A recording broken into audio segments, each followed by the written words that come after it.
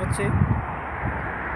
শুক্রবার আজকে ছুটির দিন, যাচ্ছি এখন সমুদ্র দেখতে। সমুদ্র তীরে চলে এসেছি, আজাইবা সি বিচে।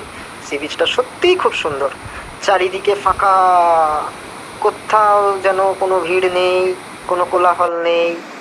সেই সি বিচের মধ্যে মত্রা সি বিচটাও দেখেছি, এছাড়া সোহারের সি বিচ দেখেছি, কিন্তু আজাইবা সি বিচটা আমার কাছে বেস্ট।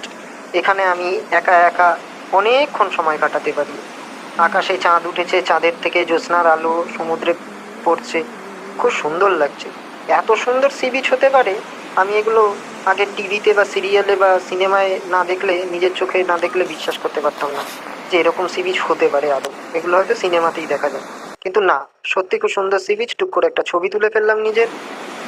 এই সি বিচটার একটা স্পেশালিটি হচ্ছে, এই সি বিচটাতে আপনি প্রায় যতক্ষণ ইচ্ছে ততক্ষণ আপনি থাকতে পারেন নিজের মতো। আপনি বনফায়ার করতে পারেন, ক্যাম্প ফায়ার করতে পারেন, কেউ আপনাকে বাধা দেবে না।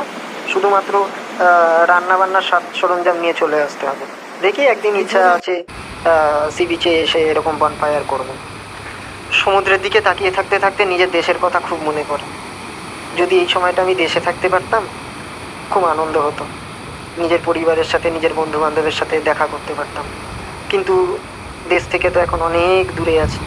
কি আর করা যাবে, এখন শুধু অনন্ত অপেক্ষা কবে দেশে ফিরবো।